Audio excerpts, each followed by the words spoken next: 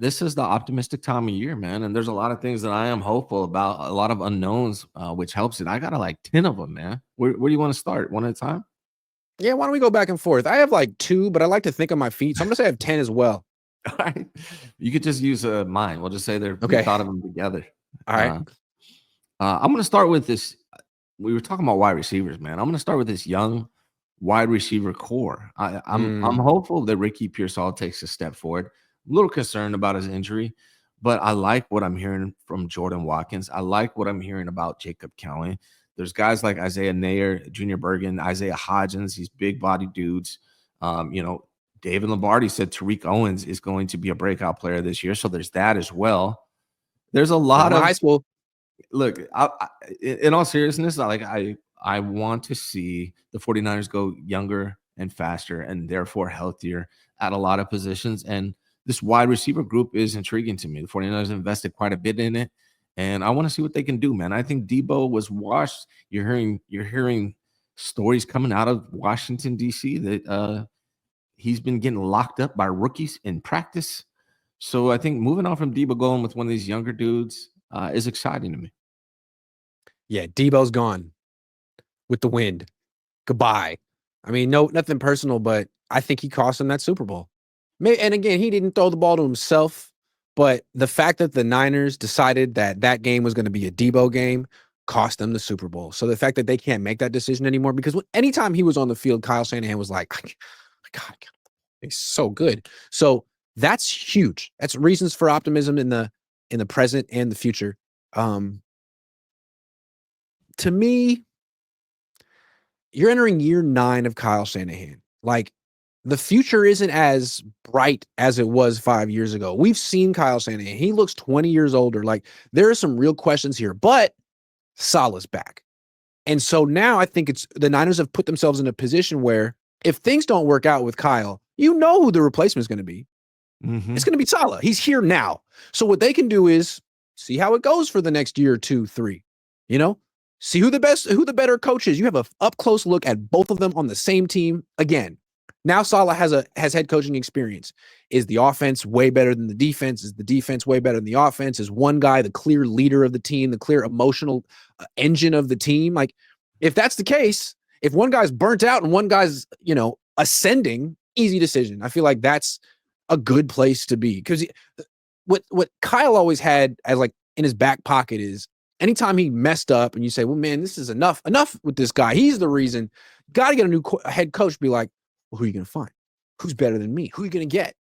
Robert freaking Saleh. He's here already.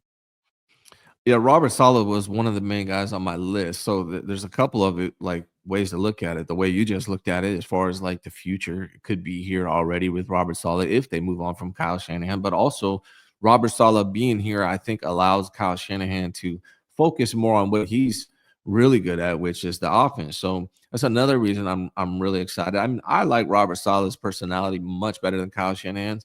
He is definitely, to me, personality-wise, the kind of head coach I would want for my team. Now, he's going to have to figure out who his offensive guru is if they do move on from Kyle, because, he's the defensive guy. But as far as like this coming season, going from Nick Sorensen to Robert Saleh is like, it's like going from driving a Pinto to a Porsche, right? Like it doesn't get any different than that. So that's a huge reason to be excited. I know that this team is young and he's got to work with some young dudes, which is actually exciting and hopeful to me also. But having him here really makes me feel a ton better. I said it before the offseason started that the number one thing the 49ers could do this offseason is get Robert Saleh, and they did. And so that's another reason why I'm excited and hopeful about the season. Saleh seems to embrace like the roles and the duties of being a head coach more than Kyle does. Like, Kyle is a head coach and wants the credit for being the head coach and the money, but it seems like all the tedious stuff, the leadership, the talking to the media, the emotion, the positivity, he's like, it's beneath me. It seems like he thinks being the best offensive coordinator in the league is enough. And I don't know that he's the best offensive coordinator in the league anymore, but he's essentially a coordinator at heart, who's always going to be the head coach because he's Kyle Shanahan. So it's good to have a defensive coordinator who has energy, is positive, is a leader, wants to be those things. Like, that's great. They really balance each other out really well. So He's got the yeah, emotion, he's got the scheme, he's the got the scheme, leadership, he's got the the money. energy. Like, we're going to see, like Fred Warner talked about how he's learning things that he has learning new things for the first time in years. So the defense is going to look different than it has in the past too, which is exciting. So yeah, Robert Saleh is a huge reason for optimism. Yep. Then another one, like even the ownership, like they've never won a Super Bowl. So they don't necessarily know what it takes, like the Eagles do. But I think we've seen that they will, they're serious about making money. They're super serious about making money and they're good at it. And they know that to make money, they have to spend money on this team and on soccer teams. Like, I think they're never going to be like the Miami Dolphins or the Jacksonville Jaguars, where it's like, you know what? This team, these owners just aren't really interested. They're very interested. I don't know how good they are or if they're ever going to accomplish the ultimate goal, but they'll always put themselves in a position to have a chance, even this year. Yeah. Yeah, I agree. I think that's a good one. A lot of mine centers around just new looks and young players. Like also something I'm hopeful and excited about is the young running backs that the 49ers have. Like they moved on from Jordan Mason. We know that Isaac Rendo is going to make big plays. If Isaac Rendo is healthy, he's going to make big plays. The question surrounds Christian McCaffrey. Isaac Rendo is not a every down back, in my opinion, but he's talented and will make big plays. But what I'm excited about is figuring out who that the JP Mason replacement is going to be. I'm really looking forward to, like, when we get to training camp and preseason. I can't wait to see what Jordan James looks like and Corey Kiner and Israel Abanikanda. I really want to see what these young running backs look like because there's a high possibility that one of these guys has to be a dude, and based on track record, is a dude. And I'm looking forward to seeing who that is. Garendo is so interesting because I mean, we've seen him play. He averaged 5 yards a carry. He's super explosive. He had very little feel for actually playing running back, but like still, Raheem Mostert was a special teams gunner convert who learned on the fly and wasn't like the most, I don't know, like instinctual guy, shifty guy, but he became pretty decisive and a good fit in this outside zone scheme and was really good. So Garendo could do the same thing. He just is kind of like Mostert in the sense that he seems like he's hurt all the time. And I'm looking at his numbers. He had 84 carries last year, ended the season on a cart. In college, he was in college for 6 years. He had 231 carries in 6 years, 132 in his final season at Louisville. Jordan James had 233 carries last year at Oregon. So I'm curious to see, like, I think clearly Garendo will be the backup, but he's injury prone. McCaffrey's injury prone. Once Jordan James gets his shot, Yeah. and the Niners go through running backs, I mean, all of them, he's going to get his shot. I'm curious to see if he holds on to it because he seems durable. He might not be the next Jordan Mason, but he might be similar to Elijah Mitchell. To me, if Christian McCaffrey misses 5 games or more, knock on wood, hopefully he doesn't, Jordan James will end up with more carries than Isaac Orlando, in my opinion. I really believe that that's going to be the case. And I went and watched film on Jordan James recently because, admittedly, I don't watch a ton of college football. So I went and watched film on Jordan James this past weekend, and I was actually really impressed. I'm going to go watch some Corey Kiner after that, but he looks like a really good player, man. So these young running backs are exciting to me. It's part of the reason I'm hopeful for I've been wanting the 49ers to get younger and faster. I've been, tweeting it out, talking about it for 3 years now, and they are definitely going in that direction in the multiple positions. Jordan Watkins so interesting to me too, because like just compare him to Ricky Pearsall. They took Ricky Pearsall last year. You're looking at it and you're like, man, I see the vision and I like the athletic testing, but that's a reach. I'm sorry. He's 24. He didn't have 1,000-yard season in college. He never had more than 5 touchdown catches in a season in college. Like, that is not a first round pick. And they put this pressure on him. Doesn't mean he won't be good. It's just he'll always have that like scrutiny over him. Then you have Jordan Watkins, who's late 4th round pick, and you're looking at him, it's like, why were you a late 4th round pick? Like, you're faster than Ricky Pearsall. You had 9 touchdowns last year. You actually were just as productive, if not more productive, than this 1st round pick was last year. And yet he went 1st round and you went. Doesn't matter. At least you have another guy on the roster who's almost just as talented, if not more talented, than the 1st round pick you got last year. Like, that's great news. These two might be their starters next year. Yeah, I mean, I think that's one of the reasons I'm hopeful is like you look at this team. Brandon Ayuk's probably going to be gone next year. So they're going to have a whole brand new core of wide receivers. Maybe Juwan Jennings will be the only holdover. Then you look at the running back room. Christian's going to be 29 years old. How long is he going to play running back? How long is he going to play for? At some point, they're going to turn the page on that. Even George Kittle signed a 2-year contract. Who knows how long he's going to play for.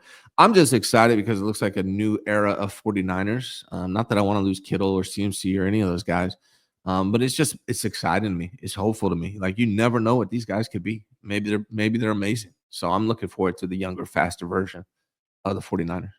How would you feel about the Niners right now if they didn't have Robert Saleh? If their defensive coordinator was Jeff Ulbrich? I think Robert Saleh is the main reason why I'm confident in this defense and in Big these one. rookies. Yeah. A big one. Yep. Yeah. You tweeted out that it may have been the best offseason move. I think it's up there. It's one of the best in the league. I mean, I was looking at Bleacher Report came out with an article yesterday on the 25 best moves of the offseason in the league, and it wasn't even top 25. Like, I would think it would be top 15 at least.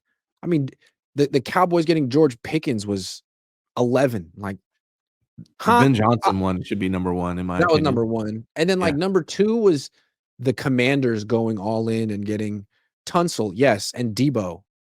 So, and I think like number 3 was freaking Geno Smith going to the Raiders. Like, I'd rather have Robert Saleh than Geno Smith. Yeah. No, I would put this one at number 2 after Ben Johnson. Yep. I think this is the second best move in the NFL this offseason. Yeah, absolutely. If the Niners didn't have Robert Saleh, you'd be looking at him being like, what the hell are you doing? Right. But now it's like, oh, I trust you. This is gonna work out. Yeah, man. And I got more, brother. What about Let's go. special teams revamp? Hell yeah. Outside of Moody still being on the team, the revamp with Bryant Boyer, bringing in a new long snapper, a new punter. They're bringing in all these they got a bunch of players that they signed just for special teams, essentially. So, like, I don't know if the special team is going to be better. It's going to be hard to be worse, but it's definitely going to be different. And so that's something to be hopeful about. It can't be worse than it was last season. Prize Picks will give you $50 when you play your first $5 lineup. Win or lose, you'll get $50 for playing. Use promo code COHN, COHN, and download the app now. It could be a lot better. I mean, they essentially, I think it's funny, why don't we just bring the Jets special teams? Because the Jets special teams were decidedly mediocre, and that's such a huge upgrade over what the Niners were last year. There's no guesswork. You have the long snapper, the holder, the kicker, Greg Joseph. I mean, you know what that trio is going to produce. They had stats last year, so it makes sense. And then not getting rid of Jake Moody. Maybe they hope that one, they can revive his career. Failing that, maybe they think they could trade him for a 7th round pick in 2027. I don't know.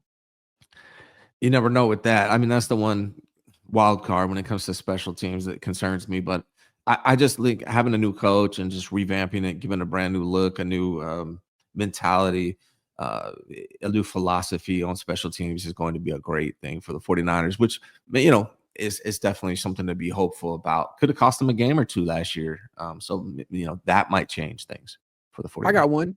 I think Kyle being put on notice a little bit, if he has been. I mean, last year was awful. He didn't get fired, but he didn't get an extension either. His quarterback did. And I think maybe there's the implication like, hey, man, you need to prove that you're the right coach for Brock, not the other way around. Like, we have decided that Brock is the right quarterback for us for the next 5 years, and you're signed for the next 2 or 3. So now this is your opportunity to show that you still got it, that you're not burnt out, that your ideas didn't leave with Mike McDaniel and go to Miami. Because one of the things that was nice about Kyle for years is he had this team of coaches and this brain trust, and most of it's gone now. And he's trying to bring in new guys and teach new guys. And yeah, how much of it is him? So Yeah. the positive thing is like, okay, that he's backed into a corner. He's got some real pressure. And maybe this brings out the absolute best of him. I mean, in 2019, when he coming off back-to-back losing seasons, and everyone kind of knows as a head coach, you got to make the playoffs in that third year. What was it, 13-3? I mean, that was maybe the best year we've ever seen from Kyle Shanahan, doing all that with Jimmy Garoppolo. So Yeah. maybe we see something like that.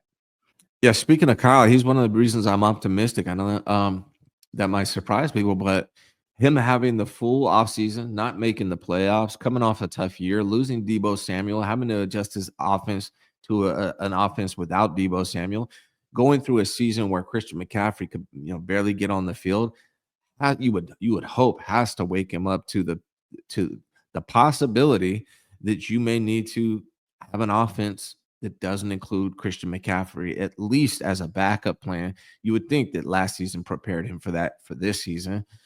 He looked burnt the hell out last season, and he looks more energized already to me. So I'm Mhm. hopeful that he gets back in his bag, gets more creative, figures out how to run this offense without Deebo Samuel and possibly without Christian McCaffrey. And here's the big thing, that Robert Saleh effect. Having Robert Saleh run the entire defense, you don't have to think about it at all. You can focus 100% on offense. So, like, that's a reason I'm optimistic for this season. I think with Kyle, you're always confident that he's going to find a way to move the ball. I mean, his offense is generally ranked top 10, 15, sometimes 5 in yards. He is The a red zone. yards machine. It's the points. Yeah. And in 2023 in particular, they scored incredible amount of points at the number one offense. But Christian McCaffrey and Deebo Samuel scored 33 touchdowns, just the two of them. I mean, it was such a cheat code to have those two guys. You didn't have to give them the ball in the end zone. You could give it to them at the 16, at the 20, and they'd find a way to bust their way across the goal line. Like, what a luxury that they no longer have. I don't think Christian had a grand total of 0 touchdowns last year, and he played 4 games. Deebo's gone. He wasn't that player last year anyway. So Kyle needs to find ways to score touchdowns, but we're talking about optimism here. And I think that the fact that they promoted Clay Kubiak to offensive coordinator is that's going to be, and they got rid of Brian Greasy. Everyone had good ideas, and Brian was in there being like, no, I don't like it. I don't like it. No, I'm just guessing. But Brian Greasy being out, I didn't like his attitude. He didn't And help last year. What was he? Jordan James, when I watched his highlights, that's a guy that could be effective around the goal line as well. Like, he'll punch it in, man. Yep. He'll break tackles. He's physical. He's hard to bring down. So that's another reason to be optimistic around the goal line. He And had then 15 second year, touchdowns last year and 11 the year before that. yeah, man. He's a scoring machine. That's what I picked up from looking at Jordan James. So if Christian can't go, that's a great option. So I'm hopeful about it. And maybe he also figured out that George Kittle is probably the best red zone target in the NFL, or one of them, and he uses that more effectively this season. I got more optimism because I'm such a Niners optimist. Yeah, So they brought in all these rookies this year, and there's a lot of pressure on them to not only like develop quickly, but be good because they're I mean, each guy is replacing someone really important. Like Nick Martin's replacing Dre Greenlaw, and Salah's like, hey, why can't Nick Martin be better than Greenlaw? Like, yeah, like no pressure, buddy. So helping him fill these shoes is Fred Warner. That's nice. Helping Michael Williams live up to the expectations of being the number one pick is Nick Bosa. Helping Upton Stout is Diamador Lenore. Like, that's all great stuff, I would think. yeah. And one of the things I have on here is that the 49ers are now forced to play rookies. Like, that's a Mhm. reason for me to be optimistic. I think a lot of us have wanted to see the rookies play, but the 49ers are like, you can call it roster politics or, namesake, whatever it is. They want to keep these older veterans playing, and they really don't give rookies opportunity. Well, this year they have no choice. So you're going to have a lot younger, faster players get an opportunity, which is something I'm actually looking forward to. The fact that McCaffrey's was actually practicing at OTAs, the fact that Bosa showed up, the fact that Warner and Kittle showed up, the fact that Trent Williams showed up for OTAs the second week. I mean, that's not mandatory. He wasn't going to get fined. He actually showed up. That to me, like the fact that Trent Williams didn't retire, the fact that Trent Williams didn't request a trade, that's huge because he's not necessarily like a 49er for life. Like he is a Niner, but he's also kind of a mercenary and he's 37 years old and he wants to win a Super Bowl. And if he felt the Niners were hopeless, I don't think he'd be here. Deebo left. Deebo requested a trade, and it was, to me, it was obvious that it was his own personal grievances. You're fading. You're going to drop down the depth chart, and you want out. You want to make it seem like you're ending the relationship, not them. Fine, whatever. Save face. Or maybe we misinterpreted it, and maybe he felt, nah, this team's going nowhere. This team's trending the wrong direction. I want to go to Washington. That's a great team. I was wondering if maybe Trent Williams felt that way, and it seems like he doesn't, at least for now. That's good. Yeah, I mean, Trent Williams coming back is fantastic. All the veterans there being in OTAs, it's a different, completely different offseason than it was last year. It's another reason to be greatly optimistic about. And like when I say to be hopeful, I'm not saying the Niners are going to win a Super Bowl this year. I think they're missing a couple pieces still on the offensive line, and an investment is needed there probably next season. So I'm not sure they're going to win a Super Bowl, and I'm not saying that's the case. Just optimistic in general about the future. I think these are some of the reasons. And I got a couple more. Go ahead. The You can 49ers. skip my turn. We skipped you got a turn? Go ahead, man. No, we're going to Uno it and skip my turn. Go ahead, because I don't have All one right. right now. All right. The trench. I heard you say this. I think it was last week or something like that. How we always talk about investing in the trenches, and you said the 49ers invested in the trench, which I love, right? They invested heavily on the defensive side of the ball. We all, we're on the optimistic side right now, so we're not going to talk about not investing in the offensive line, but the fact that they invested so heavily in the defensive line is huge. I mean, the game is won in the trenches, and the 49ers have struggled on both sides, offense and defense, over the last year or so. So that investment is exciting to me. I like that too.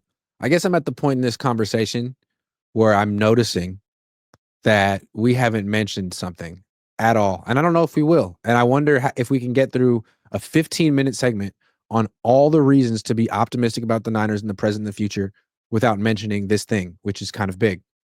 Brock? Mm-hmm. The Yeah. quarterback, the guy with Yeah. the $53 million a year contract. Yeah, Face of the team. I didn't know where to put him. Like, I don't know if Brock is a reason to be optimistic necessarily. I don't know I think we either. know what we have in Brock. They would say, right? We got our franchise quarterback. We're locked in. This is the most stability we've had as an organization ever. But I don't know if I feel that way. I mean, it's good to have stability. That much I would agree on, right? Continuation, like not having to switch things up, no drama. That part is good. But also, like, there is the worry, like, it was a smart contract. It was a good contract, but a lot of players don't do well after getting that contract. I'm not saying that that's what's going to happen with Brock, but if you look at the history of, it's got to be a majority of players that get big contracts don't play as well as they did before their contract. That's, I would guess, without doing any research on the data, but that seems like the case. Not necessarily going to be the case for Brock, but it happens often. Well, it seemed like the contract really mostly heavily weighted 2023. It took 2024 into account a little bit. Like, they can get out of the contract after a couple of years. It's not as guaranteed as maybe it could have been if he'd played well last year. But it still seems like the Niners are essentially looking at 2024 as an aberration, with a lot of excuses and a lot of things that were out of Brock's control, and that they're essentially expecting him to bounce back. Maybe never play like he did in 2023 because that team was special, but to play way better than he did in 2024. And just because they think that's going to happen and they paid him to make that happen doesn't mean it's going to happen. If you had to bet money, do you think he's better this year than he was last year? No. Because his offensive line isn't better. Christian McCaffrey might play more games, but he's older now. And we'll see about Ricky Pearsall. Like, I like Jordan Watkins, but it's been 2 practices. We'll see if either of these guys can actually go out there and play 17 games consistently at a high level. I know Jawan Jennings can. That's one guy, and he was on a 6-win team last year. I know Kittle can, but that's 2 guys, and he was also on the 6-win team last year. So I think he's going to need a lot more help than the Niners currently have. And I know when he has the help, he can put up really good numbers, but the offensive line's not doing him any favors. And I wonder how many favors the run game's going to do him. Like, as a receiver, Christian can be very effective still. He has good receivers. But to me, this team is all about defense. and their running game. And when the running game takes off, they make a run, whether it's with Deebo or Mostert or McCaffrey. But I don't know. They have that running back this year. We'll see. You know what? It says reasons for optimism on the bottom of the screen, Grant. So here's what I'm gonna do. I believe I was veering off into reasons for pessimism. I gotta bring it back. It's a problem. Really Thank back you, man. in. That's why you're a coach. Brock Purdy is going to play better this year than he did last year. I love that. Yes, he is. I mean, I think it threw Kyle. First of all, Kyle was thrown off by the injury with Christian McCaffrey, and that transpired into Brock's season as well. Losing Deebo is a plus. I know there's a lot of Deebo fans in this organization. I appreciate what Deebo Samuel did for the 49ers when he was in his prime. But last year, Deebo was he was a net negative for the 49ers. Losing him is a plus, addition by subtraction. I think I would rather Ricky Pearsall, as little as we know about him, get all of the targets Deebo Samuel got last year than what Deebo got. Right. And you're saying like Kyle did Brock no favors last year, which is true. It's so true. I mean, you lose Christian McCaffrey and Deebo's no good. Man, you need to figure out a new plan on the fly. And it seemed like in the past he was capable of doing that, but he never did it last year. I mean, where were the quick screen passes? Why was Brock Purdy leading the league in time to throw or time before throwing and air yards per attempt? Like, that's awful. What is going? That's not helping. Meanwhile, you watch the Lions every week. Freaking Jared Goff, who no one respects, getting all these trick plays and easy completions and screens. Ben Johnson look a freaking genius. Like, how do you make him look that smart, Kyle? So maybe Kyle actually gets back in his bag this year and really helps Brock Purdy in ways he didn't last year. Yeah, man. If you look at the touchdown interception ratio for Brock last year, it's just not nearly what we're used to from like his rookie season when he stepped in and played half a season, played way better than he did last year. 2023, way better than he did last year. Last year was a low for Brock Purdy. I think at minimum we'll get a medium between the two from Brock Purdy this coming season. I like that. I like that. Man. And that would be huge for the Niners because they lost so many close games last year. Right? They were like 1-6 in close games. And you figure, man, they can't possibly be that bad in close games again this year because a big reason they were so bad in those close games was Brock. Jordan Mason had a fumble at the end of the Cardinals. He's also gone. So maybe you figure like just law of averages, Brock Purdy and the Niners should be better in one-score games. Instead of winning 6 games, maybe they win 10 games, even with a similar team. And just because you can't possibly be that unlucky. Well, I mean, think about the last Rams game. Deebo drops a pass right in his hands that could have won the game. He's gone. He did that. Deebo could not catch, man. So I really believe that they're going to be better this year without Deebo. The other thing, man, this team has a much easier schedule than they've had in a long time. And, you never can know. Like the Bears game, I think it's going to be much tougher than people realize. So, on paper, it being easier doesn't necessarily mean it is, but it is easier on paper than it was in previous seasons. So that's another reason to be optimistic, I think, for the 49ers. I got another one, too. I feel like the haters are giving them a break. You know what I mean? I feel like the haters were really going hard on him last year, but then they saw like the emotional toll that it took on the team, and the haters have developed a heart, kind of like the Grinch. And I think people are all kind of feel bad for the 6-win season and sort of want the Niners to do better. Even the saltiest of content creators out there would like to cover some playoff games. So maybe the fact that everyone's sort of pulling for the Niners this year, like the little engine that could, maybe that helps them. Niners are going to make the playoffs this year, man. Oh, shit. They are. Wow. Book it. Said it. Yeah. Whenever they should, right? Yeah. If they don't win the playoffs, it's not like if they miss the playoffs, you'd be like, well, what'd you expect? I mean, it was a brutal schedule. What'd you expect? They're rebuilding. It's like, no, they fucking blew it again. How do they do that? So yeah, they should definitely be expected to make the playoffs. And correct me if I'm wrong. Under Kyle Shanahan, they've either missed the playoffs or made the NFC Championship game. Every time. Every single time. That's why I picked them to miss the playoffs, because to me, this team is a lot closer to that than the NFC Championship game. But I'd love to be wrong. Would love to be wrong. But hasn't it been back and forth? It has been back and forth. No playoffs, NFC Championship game. One of the two. So if that pattern they don't do first round exits. If that pattern continues, NFC You got NFC Championship. Championship. Yeah. Wow. Niners Commanders. Oh, What? My brain Yeah. just exploded. that'd be great. It could be. I mean, the Eagles lost Kellen Moore. He was pretty important to them. Saquon Barkley's also kind of, was he 28? How'd that He's- go for Christian McCaffrey? He's on the cover of Madden. How'd that go for Christian McCaffrey? Don't want to do it. I would not be surprised if the Eagles fell back next year Yeah. at all. I'm gonna They even know probably about the won't. Commanders. The Commanders were like 7-1, or I just made that stat up. But they were like they were incredible in one-score games last year. What if they regress to the mean? Was the word I was looking for. They actually got a tough. The Eagles, the Commanders. Oh my God, you canceled. Can't say that. And honestly, the Cowboys, man, might be a little sleeper team. I hate to say it. I mean, Dak is another one. He's either hurt and awful, or he's like an MVP candidate. I like what the coaches are. What their new head coach? I don't know why I can't think of his name right now.